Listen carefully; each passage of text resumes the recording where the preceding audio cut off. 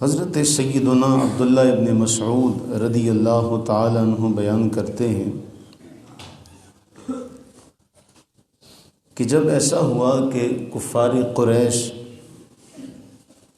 قد استعصوا علیہ نافرمانی میں حد سے آگے بڑھ گئے اور رسول اللہ صلی اللہ علیہ وسلم کے صحابہ کرام رضوان اللہ تعالی علیہم اجمعین کو ستانے میں، تکلیف دینے میں، ایذا دینے میں جب حد سے زیادہ بڑھ گئے تو رسول اللہ صلی اللہ علیہ وسلم نے ان کے خلاف دعائے ضرر مانگی۔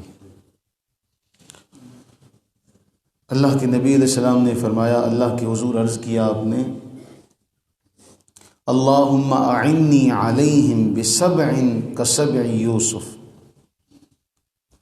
کہ اے اللہ ان پہ ایسا قحط نازل کر جیسا کہ یوسف علیہ الصلوۃ والتسلیم کے زمانے میں مصر پر نازل کیا تھا، ایسا قحط ان پہ نازل کر۔ اب آپ جانتے ہیں اللہ کے نبی علیہ السلام نے دعا مانگی ہو تو پھر وہ اس میں تو دیر نہیں ہوتی قبولیت کی۔ فَأَخَذَتْهُمُ السَّنَةُ، قریش کو ہر طرف سے قحط سالی نے، مشکلات نے گھیر لیا اور ان کا حال یہ ہوا، روایت میں لفظ ہے حَتَّى حَسَّتْ كُلَّ شَيْءٍ حَتَّى أَكَلُوا الْجُلُودَ وَالْعِظَامَ، یہاں تک کہ وہ یہ وقت ان پر آ گیا کہ ہڈیاں، کھال، یہ چیزیں تک وہ کھانے پر مجبور ہو گئے۔ جب ستانے میں حد سے زیادہ آگے بڑھے تو اللہ کے نبی علیہ السلام نے ان کے خلاف دعا مانگی۔ اچھا، یہ ایک ادب کا ایک جملہ ہے، یہ ذہن میں رکھیے گا۔ علامہ غلام رسول سعیدی رحمۃ اللہ علیہ نے ہمیں یہ جملہ ان کی تفسیر میں ملتا ہے، وہ یہ کہتے ہیں کہ لفظ بد دعا، لفظ بد کی بھی رسول اللہ کی طرف نسبت نہ کی جائے، ادب اسے کہتے ہیں۔ ہمارے علماء ہمیں ادب سکھاتے ہیں۔ ادب کیا سکھاتے ہیں کہ جب کوئی گھوڑے سے نیچے گرے، عام بندہ ہو تو اس کے لیے تو ہم یہ لفظ کہتے ہیں کہ وہ گھوڑے سے نیچے گرا، لیکن جو عظیم ہستیاں ہوتی ہیں ان کے بارے میں ہمارے اکابرین نے لکھا کہ وہ گھوڑے سے نیچے آ رہے یا وہ گھوڑے سے نیچے آ پڑے، یعنی جہاں بھی آپ کو نظر آئے گا جتنا ادب ہو سکتا ہے۔ تو علامہ صاحب فرماتے ہیں کہ لفظ بد کی بھی رسول اللہ کی طرف نسبت ہو تو کیوں ہو؟ وہ کہتے ہیں دعائے ضرر کہتے ہیں تکلیف کو۔ اس لیے انہوں نے اپنی جا بجا طبیان میں، شرح مسلم میں، صحیح بخاری کی شرح میں یہی الفاظ ذکر کیے کہ رسول اللہ علیہ السلام نے ان کے خلاف دعائے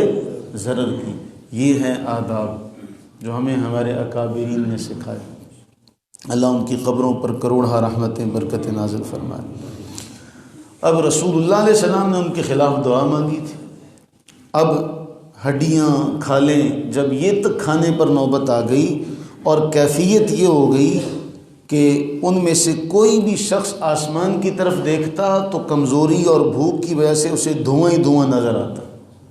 آسمان بھی دکھائی نہ دیتا، یہ وقت ان پر آ گیا۔ اب ان کفار قریش کو بھی پتہ تھا،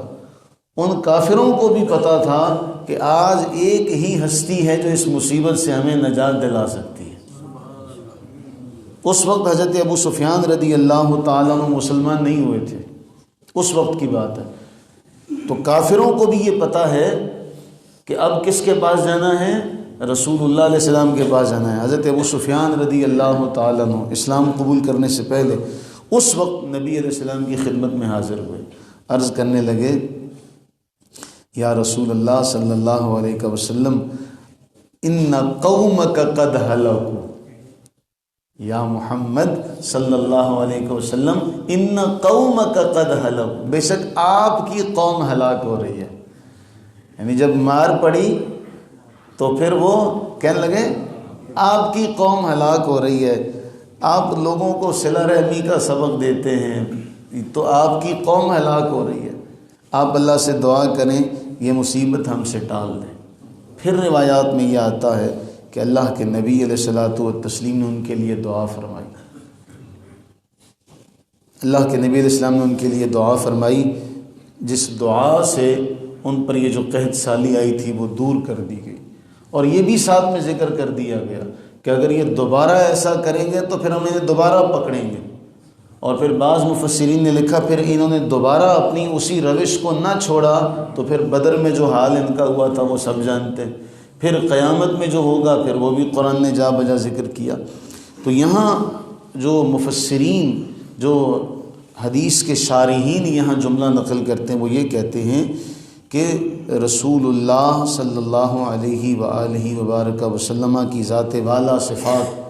فرماتے ہیں کہ پیغمبروں کی شخصیت بہت ہی عرفہ، بہت ہی اعلیٰ،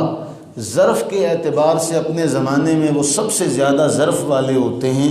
ہر مشکل کو، ہر دکھ کو ہنس کے برداشت کرتے ہیں، لیکن جب قوم سرکشی میں حد سے زیادہ نکل جائے تو ان کے پاس آخری ہتھیار یہی ہوتا ہے کہ وہ ان کے لیے دعائے ضرر کرتے ہیں۔ اور پھر آپ دیکھ لیں تمام انبیاء کرام علیہ السلام کی اقوام کا حال قرآن نے ذکر کیا، قوم نوح ہو، قوم سمود ہو، قوم صالح ہو، وہ ساری قومیں جنہوں نے اپنے اپنے انبیاء کرام علیہ السلام کی نافرمانی کی، ان قوموں کا حال قرآن نے بیان کیا